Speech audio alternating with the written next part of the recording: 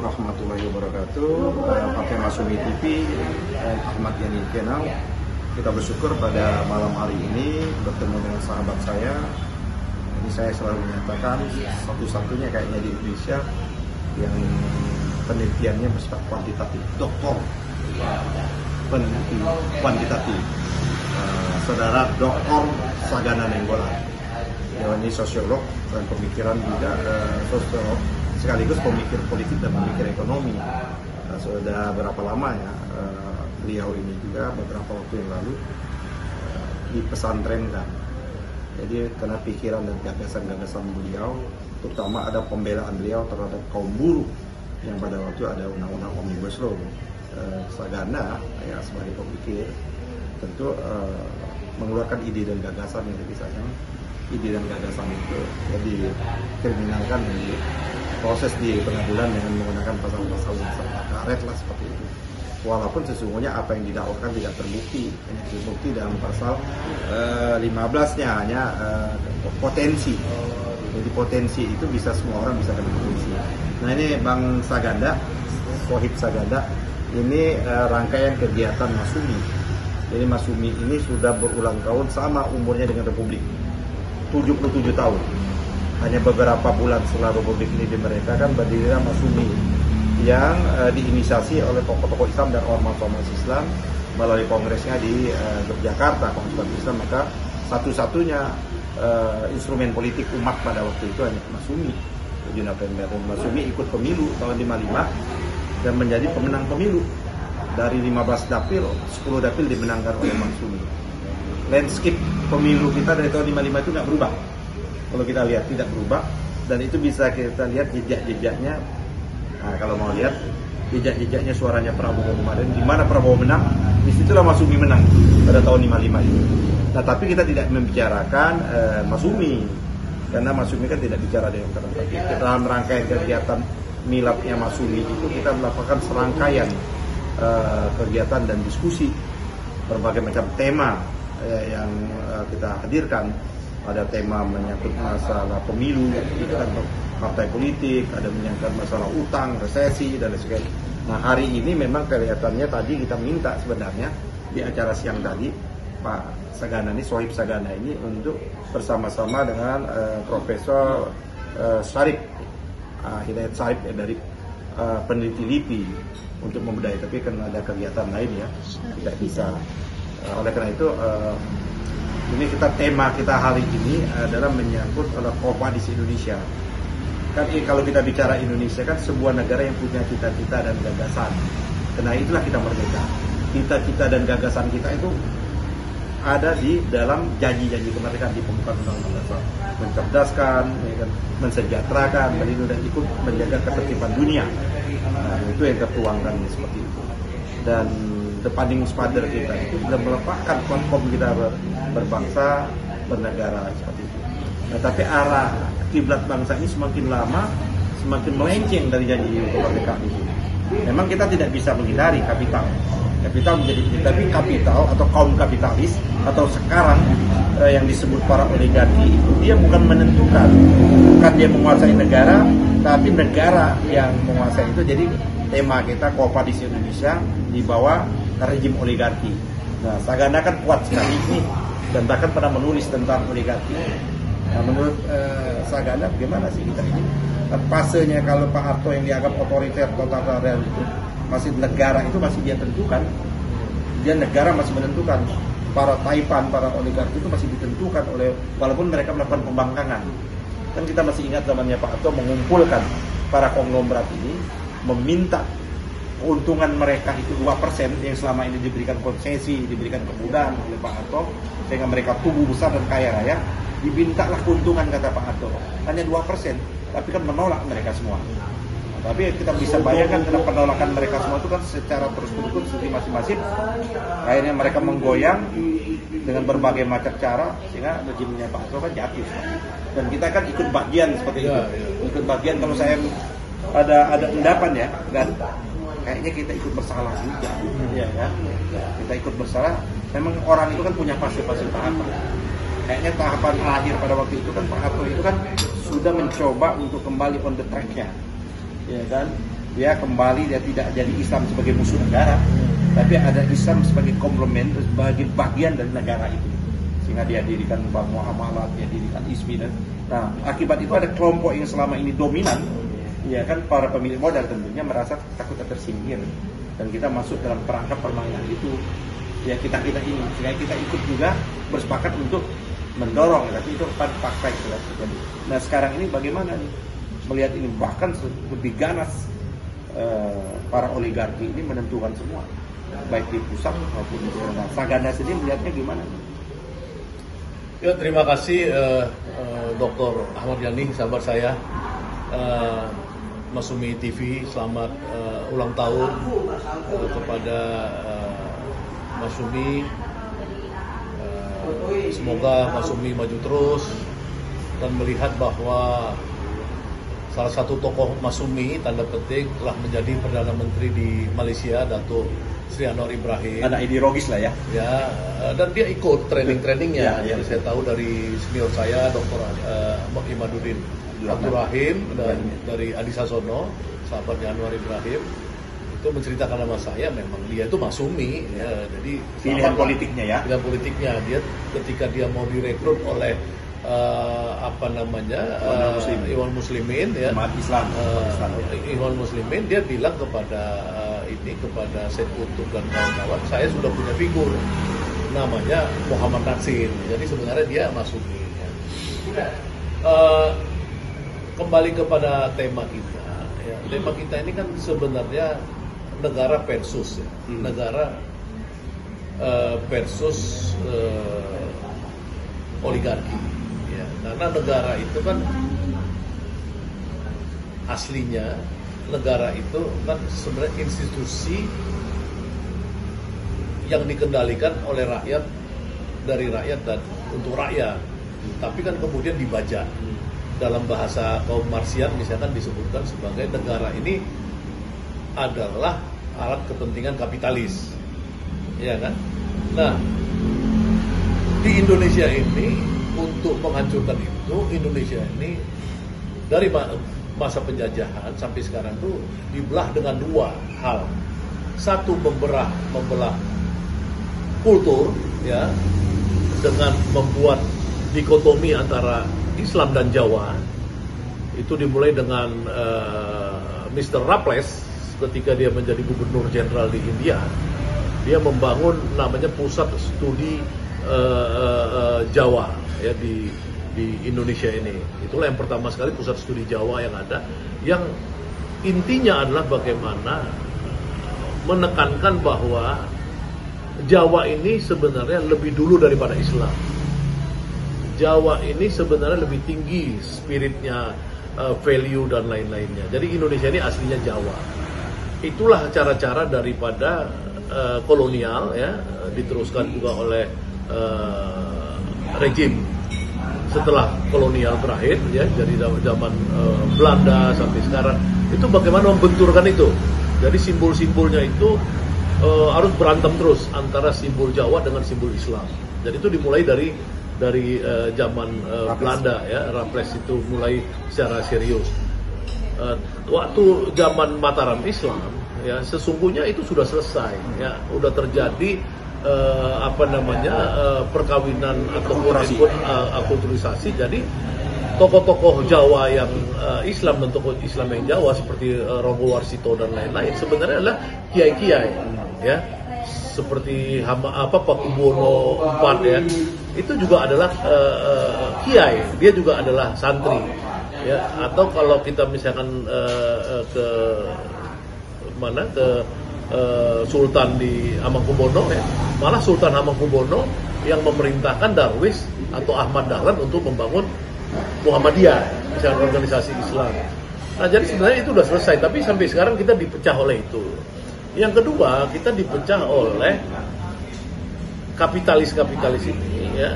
Agar apa? Agar orang tunduk pada hukum-hukum akumulasi kapitalis. Hukum-hukum akumulasi yang sekarang ini dikenal sebagai free market ekonomi secara murni. Nah, disinilah kemudian peran negara hilang ya? Peran negara itu dikecilkan untuk kepentingan rakyat, tapi peran negara itu dimaksimumkan untuk memberikan kebebasan sebebas-bebasnya kepada pemilik modal untuk melakukan eksploitasi. Nah, jadi memang selalu pertarungannya di situ. Nah, kalau kita kembali kepada Masyumi, Muhammad Natsir dan lain-lain, itu sudah pasti bahwa satu, Masyumi itu, Muhammad Natsir itu berpikir tentang integralisme. Jadi Indonesia ini tidak didikotomikan ya antara Jawa non Jawa, antara pulau dan lain-lain, tapi itu adalah Indonesia yang satu. Jadi sebenarnya Indonesia dalam bayangan Masyumi itu adalah Indonesia yang negara kesatuan itu sebenarnya. Artinya kita itu NKRI itu. Jadi nggak ada alasan orang mengatakan bahwa Islam itu yang menjadi instrumen pemecah belah atau apa, malah Islam itu instrumen persatuan.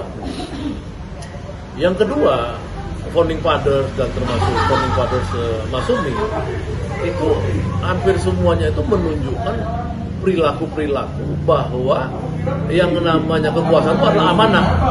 Jadi tidak ada pernah catatan sejarah bahwa pemimpin-pemimpin Masyumi itu mengumpulkan harta, ya itu nggak ada. Mereka itu ya berkarya untuk kemaslahatan umat, ya mereka membangun Baitul Mal dan lain-lain itu untuk kemaslahatan umat. Jadi adalah bagaimana berkorban. Jadi menurut saya ini adalah pertarungan yang berlanjut dan jangka panjang. Ya kita akan bahas soal yang kekinian, mungkin bagaimana Pak Yani ini ya tadi.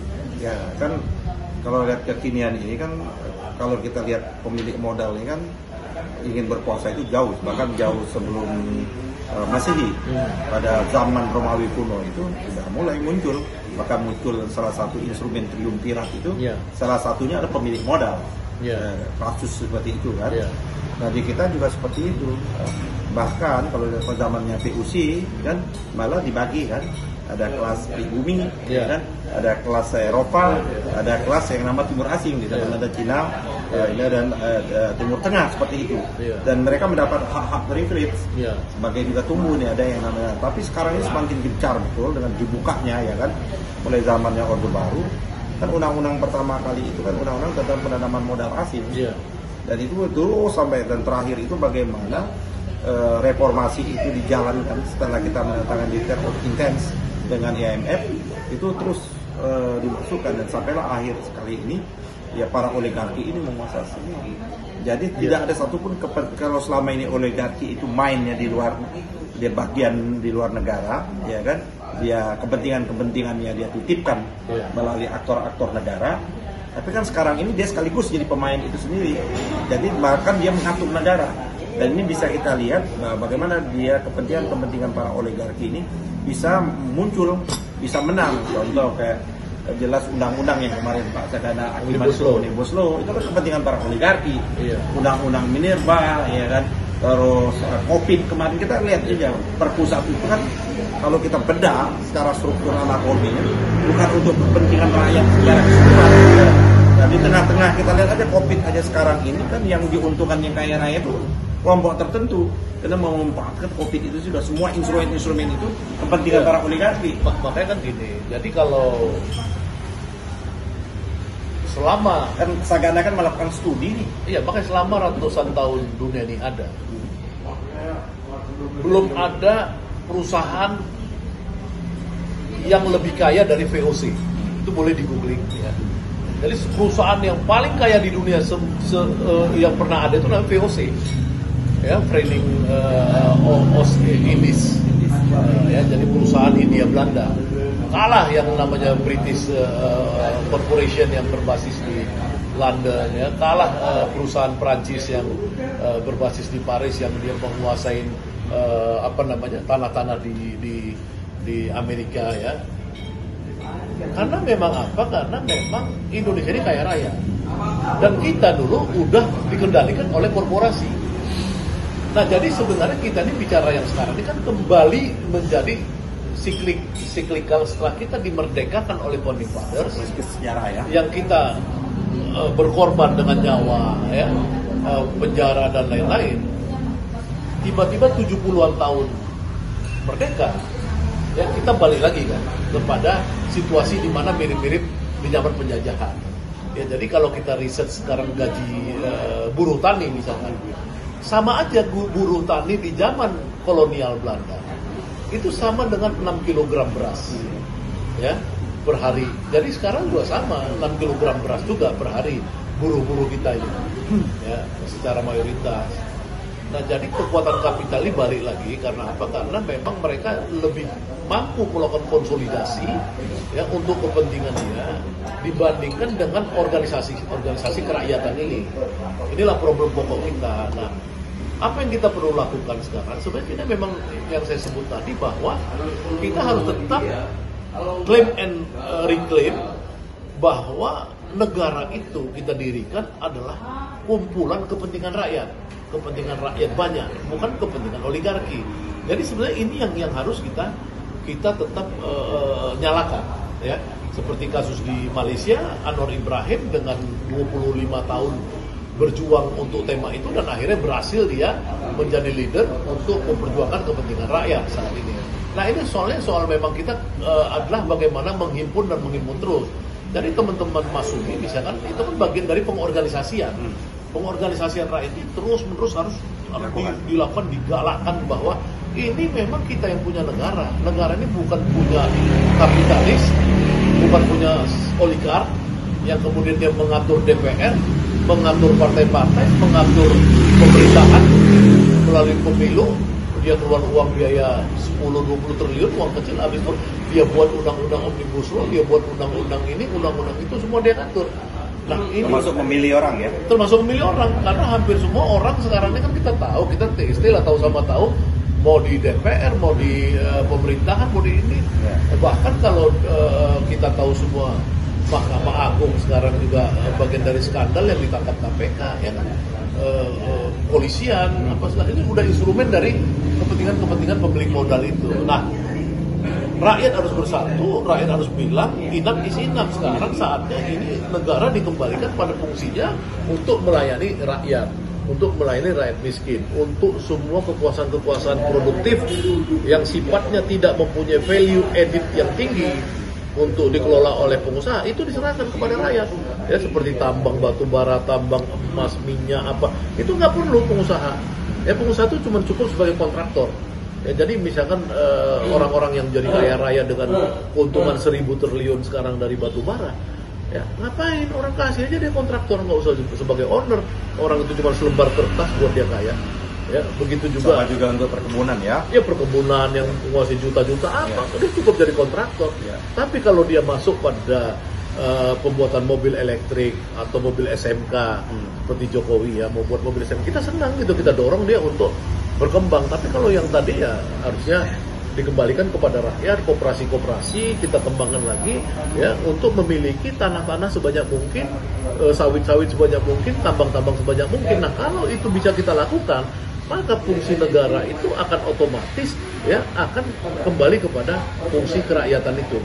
Apa itu bisa dimaksudkan juga sebagaimana pasal di konstitusi kita, ya, dan pasal di konstitusi kita kan juga jelas, ya, ekonomi ini dikelola, ya, secara kekeluargaan, terus bumi, air, kekayaan di alam dikelola, dikuasai oleh negara dan digunakan untuk semakmur-makmurnya, sebesar-besarnya semakmurnya untuk rakyat.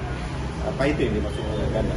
Iya, kan gini, ya, konstitusi ini kan orang kan kadang-kadang sekarang banyak yang ribut soal konstitusi, akhirnya jualan diri, jual dekret, jual ini, jual itu. Kita tahu di Inggris itu sampai sekarang nggak ada konstitusi, ya kan, tapi negara tetap jalan.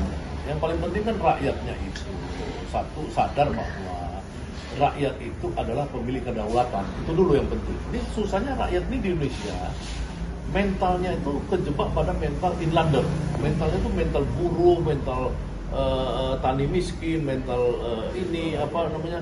Jadi kalau orang jajahan, orang jajahan, dia harus bilang enggak, ini punya kami. Ya kan, Anda bukan punya Anda. Misalkan orang bilang nikel itu punya rakyat, nggak ada, bukan punya Cina nguasain jutaan ton nikel kita, nggak ada. Ya kan, ini semua punya bangsa Indonesia. Nggak ada orang itu. Nah, yang kedua, kalau di ini dikembalikan kepada pasal 33 Undang-Undang 45, itu memang sebenarnya kalau kita mau merujuk lagi kembali pada pertarungan awal yang dilakukan oleh Soekarno, Natsir dan kawan-kawan, bahwa mereka berjuang untuk idealnya itu gitu loh. Nah kita memang betul idealnya kembali ke situ, tapi jangan nanti kejebak dengan kertas, dengan apa namanya artificial gitu loh, tapi substansinya menurut saya. Nah, jadi gimana kan Dana pernah juga menulis ya, riset dan menulis bahwa oligarki ini kalau menggunakan bahasa di Chandra kan sudah menggurita dia kan. Dan satu-satunya untuk melawan oligarki ini kan dengan ideologisasi. Iya. Kan pernah nulis itu kan, Iya. dengan ide dan nilai kan tidak bisa kita lawan seperti itu. Jadi melawan mereka ya ditandingin dengan ide-ide ideologisasi seperti itu. Nah tapi pada satu sisi kayaknya orang ini sangat menggunakan alergi ya kan, seolah-olah ideologisasi itu tidak begitu penting lagi, gitu loh. Ya kalau itu kan gini, orang-orang itu terbagi dua. Orang yang memang dia itu dibayar oleh kaum oligark ini, tapi dia nggak tahu kalau dia dibayar atau dia tahu, ya, maka dia akan bersuara untuk menentang orang-orang yang menawarkan gerakan yang bersifat ideologis. Itu wajar aja gitu. Nah, yang bisa mengalahkan itu, ya jadi misalkan kalau kita merujuk pada ahli tentang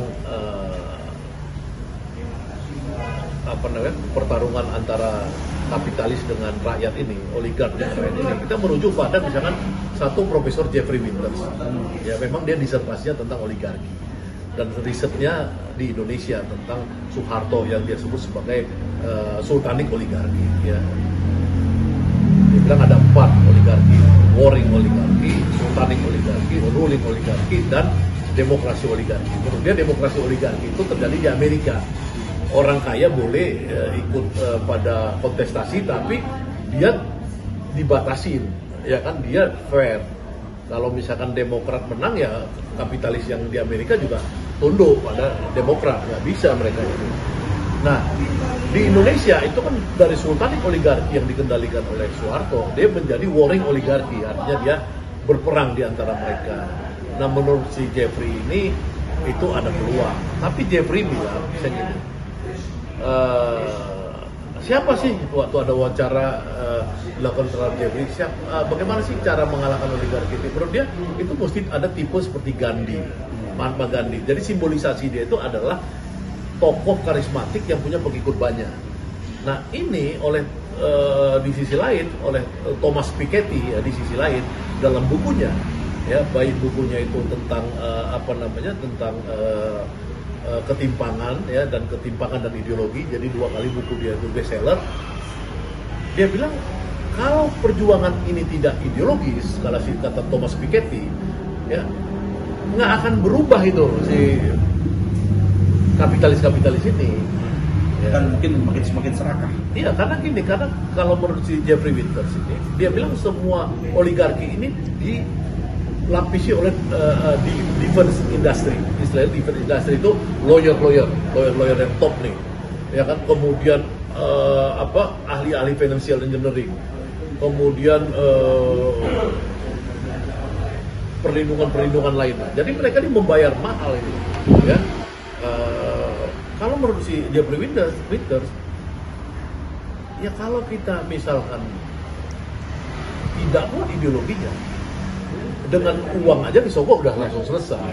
Makanya kenapa, pragmatis ya kalau iya pragmatis. Makanya kenapa ideologis, supaya kita itu bukan mencari kehidupan duniawi saja maksudnya. Tapi kalau orang-orang dalam konteks ideologisnya Islam misalnya, ya dia pasti akan berpikir tentang bahwa untuk apa aku terima uang dari oligarki ini, kan uang itu uang haram dan seperti itu.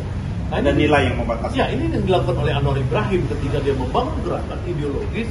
Dia bilang, untuk apa saya pakai baju yang mahal kalau baju itu dikasih sama pengusaha? Untuk apa kau? Untuk apa ini? Nah sebenarnya kan kita mau bilang ini bahwa kita harus mengajarkan. Jadi Masyumi misalkan sebagai sebuah partai, dia memang harus mengajarkan kesederhanaan, mengajarkan tidak bisa dibeli oleh oligarki dan lain-lain. Karena bagaimanapun kan memang kita bisa silau lihat harta benda kan, tapi kan sesungguhnya ada sejarah di mana dibuktikan bahwa ada kekuatan besar yang revolusioner ideologis bisa tumbuh gitu loh. Jadi bukan nggak bisa tumbuh, orang-orang pesimis selalu bilang nggak bisa, kita nggak bisa bekerja. Tapi kita harus menjadi bagian orang-orang yang optimis. ya seperti Anwar Ibrahim, Erdogan di Turki, misalnya seperti itu ya, itu kan bisa muncul. Ini harapan saya gitu. Oke, untuk mengakhiri diskusi kita ini, apa saran ya buat dari Bung Saganda ini dalam kita melihat gurita oligarki ini sudah menguasa, tidak hanya menguasai sektor ekonomi, dia menguasai sektor politik, dia juga menguasai perlindungan hukum kan tadi kata JP, institusi hukum itu juga ada bagian dia kuasai sehingga mereka mendapat imunitas dan kekebalan dalam hal tertentu. Nah ini dalam konteks yang seperti ini, apa harapan kita sesungguhnya? Karena kita tentu ada harapan kan, tidak kena lepas. Sebagai seorang yang beriman tidak boleh juga putus harapan. Kita yakin bahwa satu saat itu nilai itu memimpin, ide dan gagasan itu memimpin. Apa yang? Ya, pertama memang kita harus memikirkan jalannya Anwar Ibrahim. Jalannya Anwar Ibrahim itu kan yang tadinya dia fanatik nasionalisme Bumi Putra ketika dia masuk 15 tahun ke UMNO. Dia tiba-tiba menyadari bahwa itu adalah fanatisme yang menjebak dan licik. Jadi orang-orang yang mengklaim dirinya nasionalis, paling nasionalis. Secara verbal ya? Ya, nasionalis itu dalam pengertian dia nasionalis ethnicity, nasionalis pribumi apa segala, terjebak dengan korupsi yang merajalela. Ya kan? Nah, dengan menawarkan Islam, Anwar Ibrahim itu ya berpikir tentang pertama itu adalah justice, keadilan untuk rakyat, amanah dan keadilan. Yang kedua itu dia berpikir tentang humanity, ya bagaimana menghargai orang. Ya, yang ketiga dia berpikir tentang lebih plural, ya kan. Nah kita juga harus melihat bahwa menurut Profesor Ami Chua ya dalam bukunya World on Fire itu dia sudah sebutkan bahwa research dia mengatakan demokrasi yang terjadi sekarang ini makin membuat orang-orang minoritas ya di berbagai ada 20 negara yang dia teliti termasuk Indonesia dan Filipina. Jadi Profesor Ami Chua ini dari Stanford kalau nggak salah saya, boleh di googling, dia bilang di seluruh dunia itu ketimpangannya makin gede antara orang-orang minoritas, kalau di sini Cina minoritasnya dengan orang-orang pribumi. Nah kita harus menggali model ala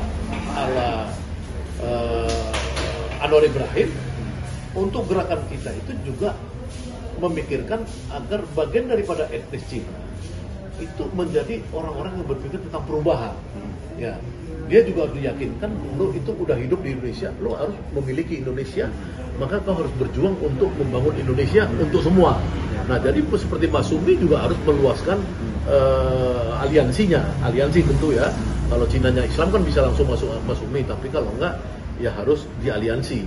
Ini harus dikembangkan kesadaran politik aliansi seperti ini. Nah, yang kedua ya, harapan kita ini kita harus tetap melakukan kontrol sosial yang dalam. Itu kan berbanding kalau kekuatan kita sekarang ya kontrol sosial. Kalau kekuatannya lebih revolusioner ya maka dia akan mendudukin gedung-gedung DPR dan lain-lain ya untuk membuat suatu perubahan kepemimpinan nasional yang demokratis ya. Apakah itu melalui jalan pemilu ya, harus demokrasi dong. Sekarang kan pemilu KPU kan kita curiga juga menjadi alat kan gitu kan daripada instrumen.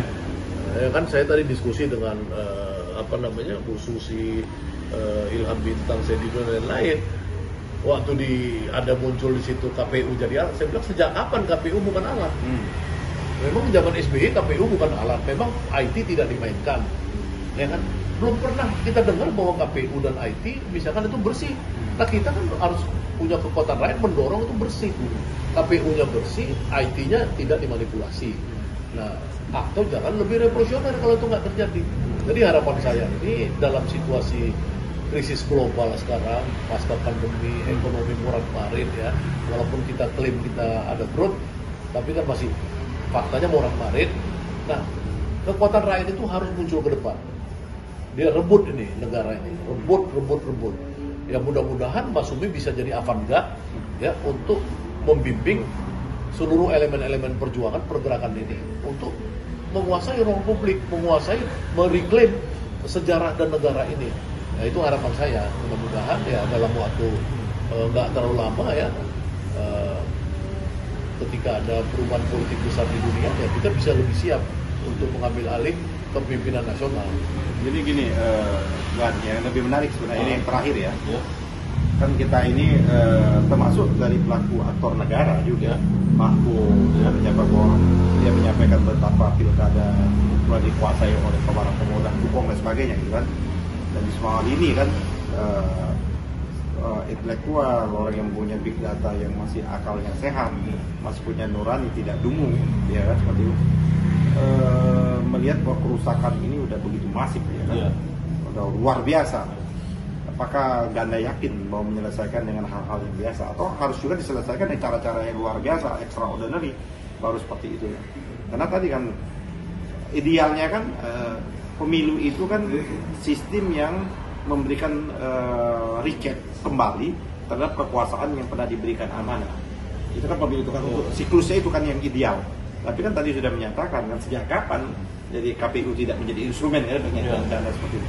Nah kalau seperti itu bagaimana kita mengontrol, kita percaya dalam sebuah sistem yang anggap aja sistem yang terstruktur masif dan sistem yang bobok itu akan melahirkan kepemimpinan ya. Itu apa di jalan yang mana ini? Ya kalau dalam bahasa jargon-jargon Marx sebenarnya Marx, sosialis apa segala itu kan dia bilang kita bergerak nanti revolusi yang membimbing kita. Jadi revolusi yang membimbing, ya kan? Kita itu bergerak tapi revolusi membimbing. Dalam terminologi Islam, ya kan? Kita bergerak, Allah yang ngasih jalan, ya kan? Nah itu kita percaya pada itu, gitu bahwa kita ini kan bergerak. Kalau di surah Al-Baqarah yang terakhir itu kan yang diperintahkan kita itu bergerak, tapi dalam bentuk termnya itu ada kamu harus berusaha. Iya. Masalah hasil dia yang menentukan. Makanya, ya kan kita kan melihat banyak sekali jalan-jalan perubahan itu yang pada dasarnya Allah yang menentukan, bukan kita. Ya kan dia bisa menghancurkan sebuah kaum, dia bisa membumi lantakkan sebuah kerajaan apa segala. Jadi sebenarnya kita nggak usah takut dengan itu. Yang penting soal tingkat kepercayaan kita terus jauh apa. Kalau kita yakin dengan tingkat kepercayaan itu, menurut saya pertanyaan tadi sebenarnya nggak usah dilontarkan. Kita yang paling penting bergerak. Apakah dalam bahasa sosialis revolusi akan membimbing Anda? Kan tapi sebagai maksudi ya tentu dengan keyakinan kita bahwa Allah yang akan memberikan jalan kita bergerak aja, dan saya yakin itu akan dipergilirkan itu apa sih, kita kan udah ngelawan Soeharto apa di penjara zaman Soeharto, masa depan zaman Jokowi kita pusing ya. Saya kira terima kasih ya, kita sudah bincang-bincang dalam rangka ini. Pemirsa pada Masyumi TV, kita akan menjadikan bahan pertemuan kita, dan mudah-mudahan Sagana nanti di bulan Januari akan menjadi salah satu pengajar di sekolah politik Masyumi. Jadi insya Allah kita akan buka sekolah politik Masyumi itu, dan mudah-mudahan nanti kita juga bulan Desember Januari juga akan melakukan sekaligus sekolah Masyumi dan melakukan latihan kader inti untuk mempersiapkan kawan-kawan kita supaya dia kokoh, istiqomah, kuat, intinya kan siap berdebat, tapi juga dia kokoh, tidak mudah dirayu baik dengan berbagai harta, tahta, dan kualitas seperti itu. Dia membawa misi profetik atau misi kenabian dalam perubahan itu. Kira-kira gitu, sahabat-sahabat Masyumi TV, kita jumpa lagi nanti pada episode yang lain, dan seolah saudara kita Ganda akan menjadi narasumber kita. Terima kasih. Assalamualaikum warahmatullahi wabarakatuh. Assalamualaikum warahmatullahi wabarakatuh. Pemirsa bicara, ya kan, Ahmad Yani Channel, kita telah diskusi cukup panjang lebar dengan saudara kita, sahabat kita Sagana Nainggolan tentang Kowadis negara, peran di bawah oligarki. Mudah-mudahan diskusi ini membawa manfaat, menambah pengetahuan kita, men-share masalah-masalah yang ada. Nanti kita jumpa lagi di episode berikutnya. Bincang cara Ahmad Yani.